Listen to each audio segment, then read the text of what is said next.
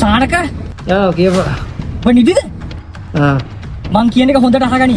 පෙරේදා මගේ ලොකු දුව මචං බස් එකේ යනකොට එක පරේ ඒකට අනම්මනම් ටෝක් දීලා තිබුණා. ඒකේ ස්ටාර් ෂීට් එකේ වාඩිලා යනකොට මූ පිටිපස්සෙන් ඒකේ කොණ්ඩේ අත ගාලා එක කෝචොක් කරලා තිබුණා. මට ඕන මචං සුපිරි ඩයල් එකක්. ඇඟිල්ලක් කිස්සුවත් ඕන එකෙක් දන ගහන පොරක් වෙන්න ඕන. ඔබ දන්නවද ඒ වගේ පොරක්?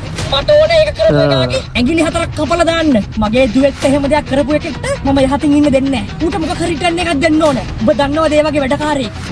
සානක කියපන්. ඔබ දන්නවද ඒ වගේ චරිතයක්? චරිතය දන්න චරිතය දන්න. නියමයි. මට දැම්මුගේ නම්බරය ඔපන්. ඈ?